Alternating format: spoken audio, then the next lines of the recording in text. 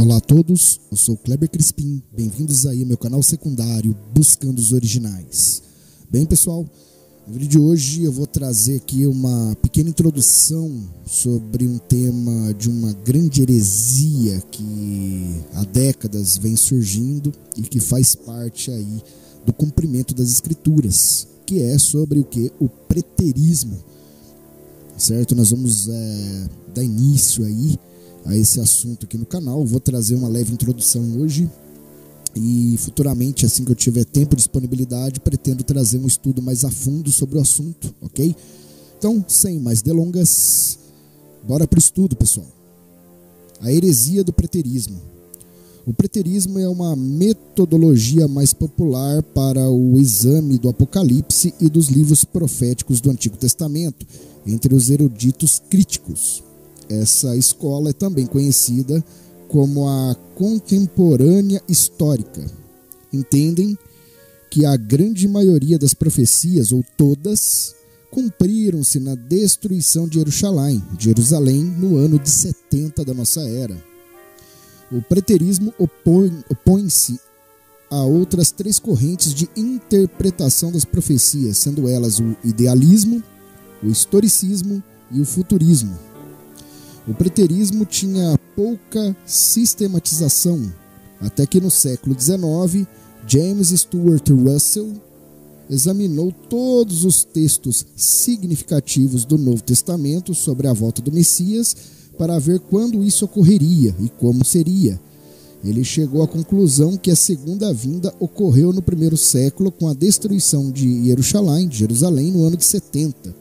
Ele publicou um livro, originalmente em 1878, com o título The Parousia, A Critical Inquiry in the New Testament Doctrine of Our Lord's Second Coming, ou seja, a parousia, né? A inquirência crítica da doutrina do Novo Testamento do nosso Senhor, da segunda vinda do nosso Senhor.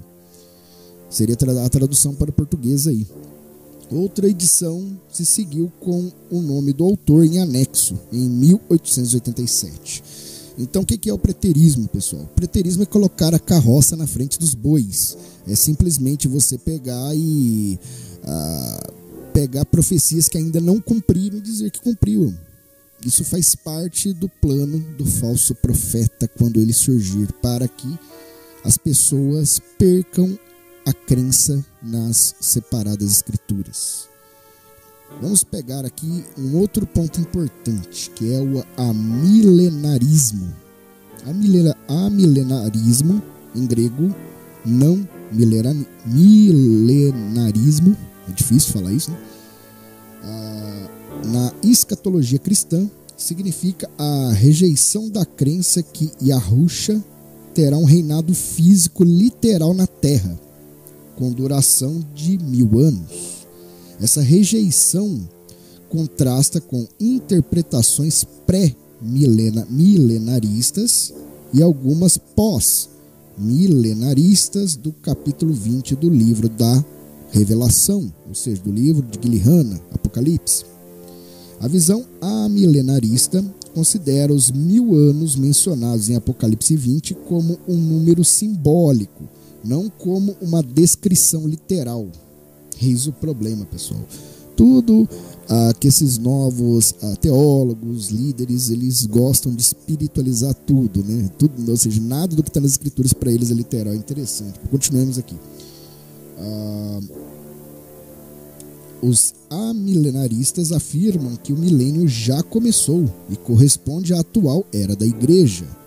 O amilenarismo sustenta que, apesar do reinado do Messias durante o milênio seja de natureza espiritual, no final da era da igreja, Yahushua retornará no julgamento final e estabelecerá um reino permanente no novo céu e na nova terra. Muitos proponentes não gostam do termo amilenarismo, por enfatizar suas diferenças entre o pré-milenarismo em vez de suas crenças sobre o milênio. Alguns proponentes também preferem termos alternativos como Nunc milenarismo, ou seja, agora milenarismo, ou milenarismo realizado, apesar de esses outros nomes terem alcançado apenas aceitação e uso limitados. O amilenarismo clássico crê no milênio que se iniciou com a primeira vinda do Messias, representando o período do Evangelho que segue entre a ressurreição do Messias e a segunda vinda de Yahusha.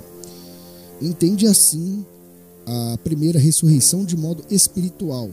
Se a segunda morte é a separação do Altíssimo no lago de fogo, a primeira ressurreição é a união com o Messias até a ressurreição dos justos para o juízo final. Logo, espiritualmente, os mortos no Messias já estariam participando do milênio no paraíso, encontrado no terceiro céu.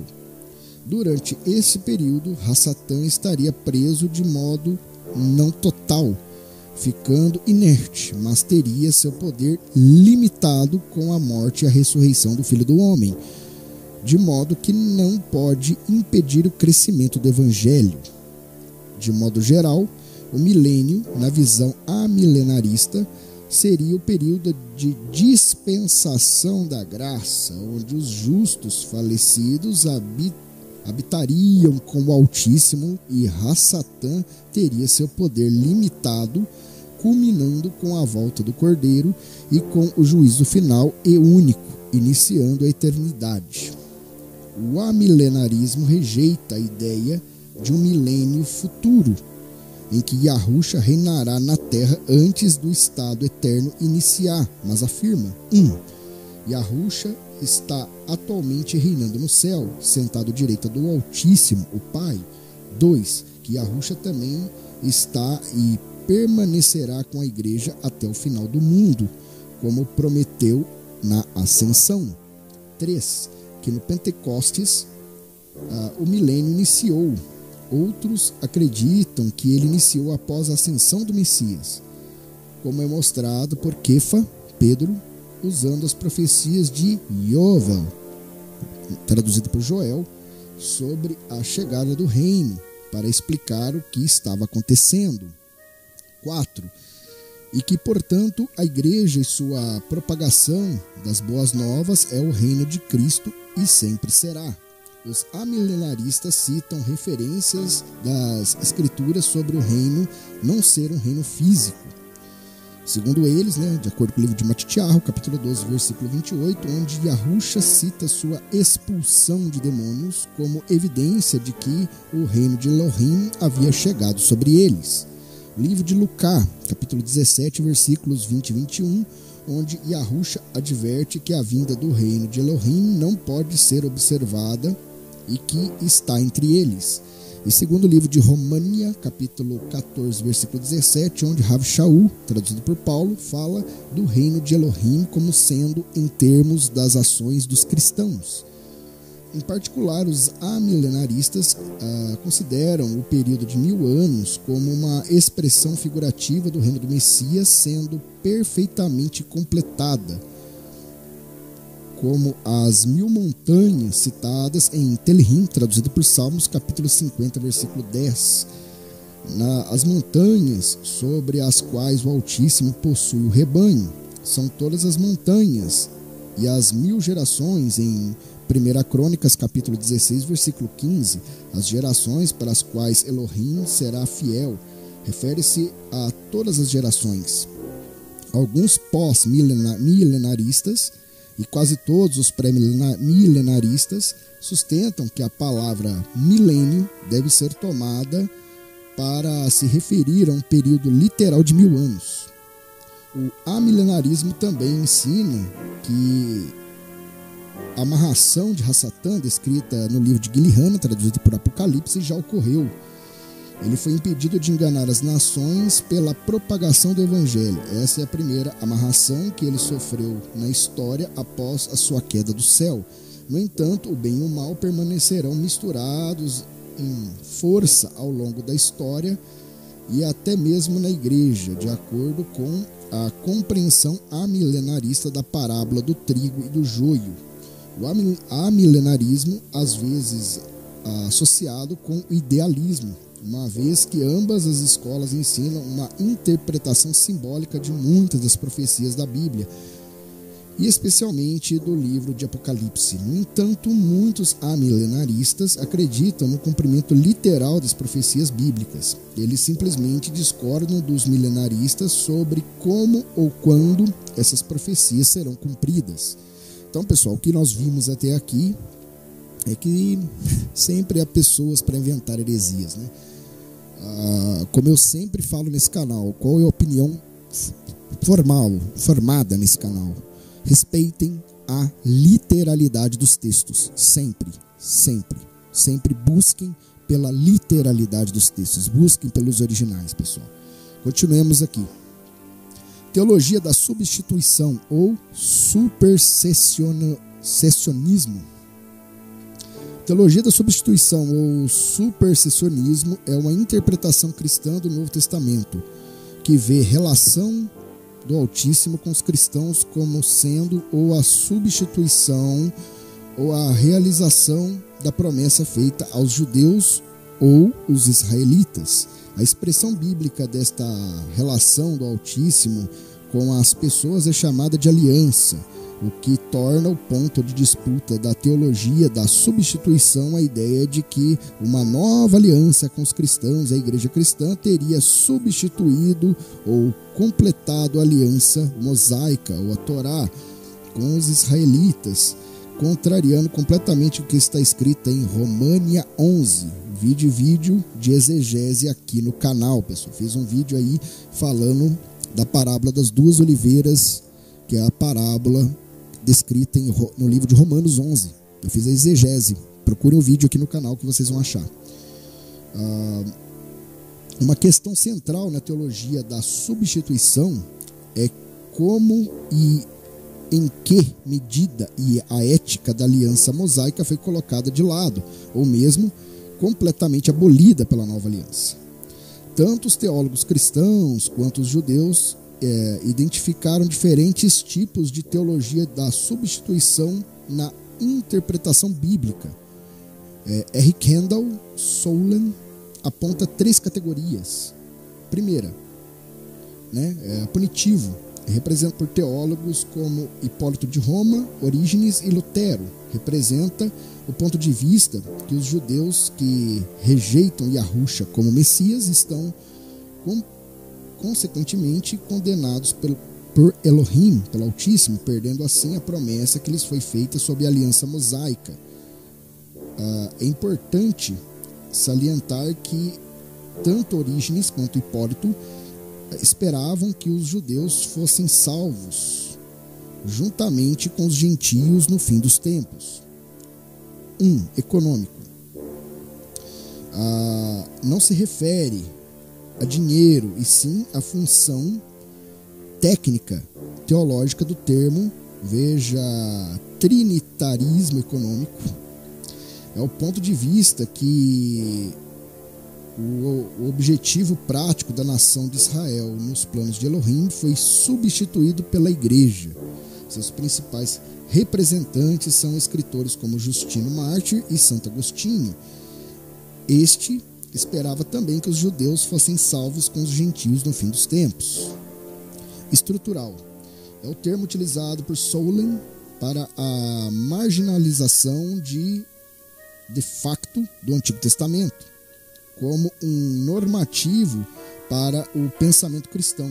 Em suas palavras, o supersessionismo estrutural se refere à narrativa lógica de um modelo lógico que torna as escrituras hebraicas em grande parte inconclusivas na formação das convicções cristãs sobre como Elohim funciona como realizador e como redentor, engaja a humanidade de forma universal e duradoura. Veja também visão cristã sobre o Antigo Testamento, antinomianismo, revelação progressiva e marcionismo. Ou seja, pessoal, a gente percebe aqui que esses chamados pais da igreja, o que mais eles fizeram foram criar heresias, pessoal. Desde 98, eu venho aqui, desde o vídeo 15 desse canal, que é a série Netzarim. Se você ainda não assistiu, corra lá, assista, vocês vão entender a visão. A visão que eu defendo nesse canal, pessoal, é a visão nazarena, a visão dos seguidores do caminho. Então, é a visão que eu tento defender. Eu defendo o período entre a ascensão do Messias e a morte de Rav Shaul, que foi o período em que os apóstolos ainda estavam vivos e pregando a verdadeira sã doutrina. Lógico, a verdadeira sã doutrina entre os anos de 98 a 325, quando chegou ali a época de Constantinos, já estava completamente corrompida por esses senhores aqui. Então, continuemos aqui o texto. Em 3 visões não são nem mutuamente exclusivas e nem logicamente dependentes, sendo possível acreditar em todas elas ou em qualquer combinação entre elas. O teólogo judeu estudioso da lei rabínica David Novak sugere que há 3 opções. Primeiro, a nova aliança é uma extensão no sentido de prorrogação da aliança mosaica. 2, a nova aliança é uma adição à aliança mosaica. 3, a nova aliança é uma substituição da aliança mosaica. Ele observa ainda que na igreja antiga parece a nova aliança apresentada pelo Novo Testamento ou entendida como sendo uma adição à anterior, à religião da Torá e às tradições judaicas farisaicas sumarizados nos 10 mandamentos, ou ela foi entendida como sendo uma substituição dela. Novak considera tanto ambas as formas como supersessionistas e chama a primeira de supersessionismo fraco e a segunda de supersessionismo forte. A primeira não afirma que Deus terminou a aliança do êxodo Sinai com o povo judeu. Ao invés disso, ela afirma que Jesus veio para realizar a sua promessa, primeiro para os judeus, que já iniciados na aliança e que então o aceitaram como Messias, como a realização da aliança.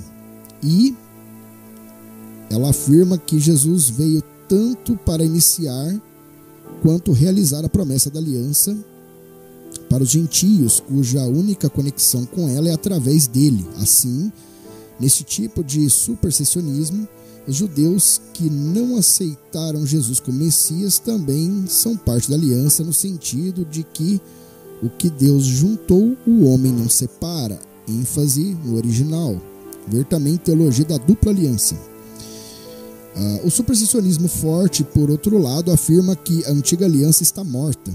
Os judeus, por seus pecados e principalmente pela rejeição a Yahusha como Messias, abriram mão de sua aliança. Veja também antinomianismo. Essa classificação provê opções mutuamente exclusivas. O supersessionismo forte implica numa visão punitiva e econômica da teologia cristã. O supersessionismo fraco não se insere em nenhuma das três categorias e, ao invés disso, está associado diretamente com o judeu-cristianismo.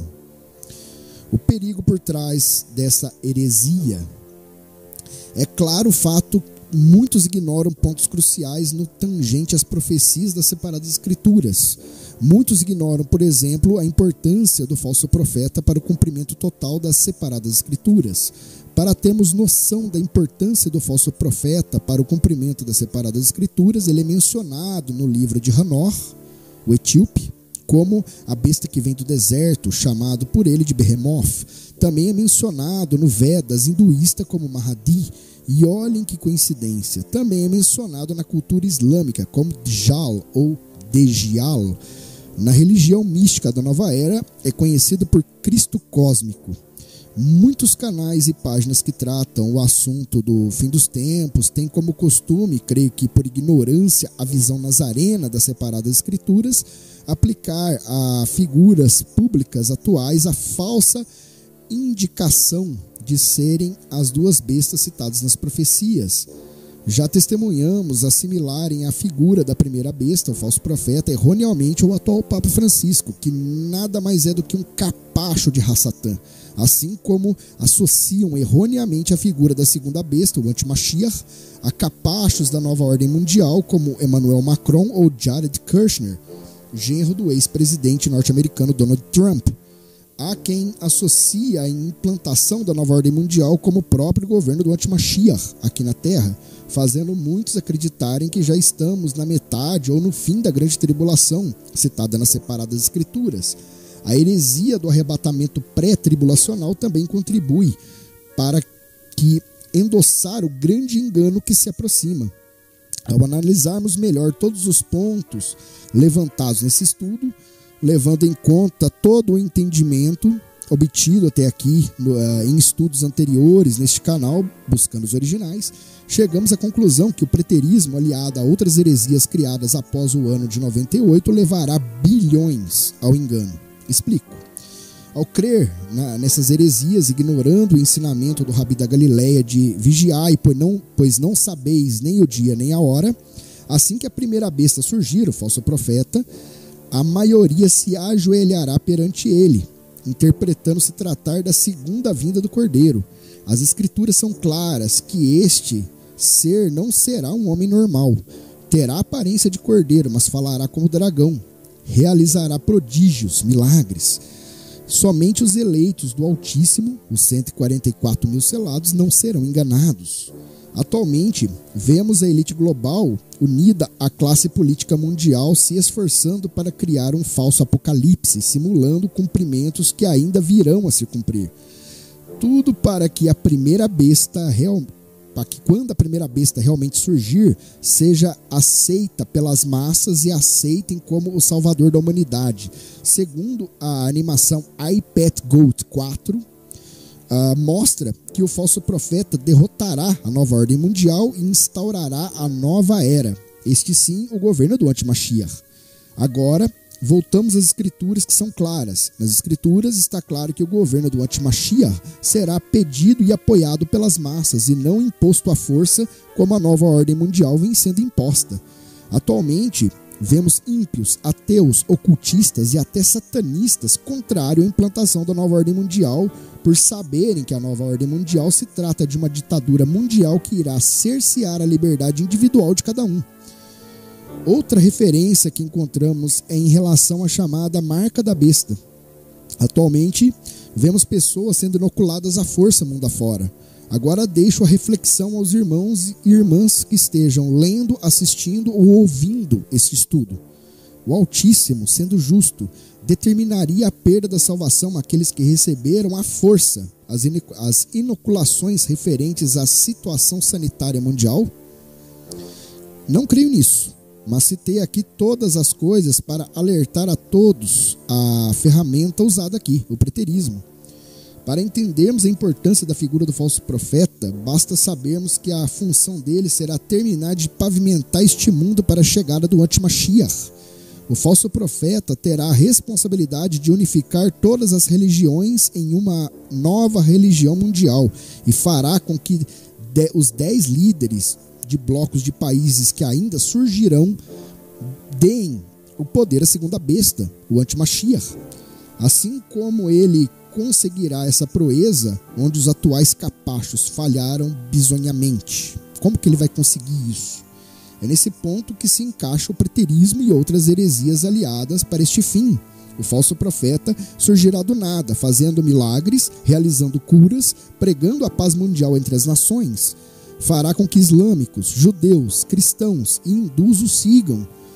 Dá para se ter uma ideia disso assistindo a uma série chamada Messiah, atualmente no catálogo da Netflix. É uma série até que eu sugiro que vocês assistam lá. Para conseguir o intento de terminar e de preparar este mundo para o cumprimento final das profecias, o falso profeta irá trabalhar com um tripé que fará parte de sua mensagem principal. É nesse ponto que devemos focar, pessoal.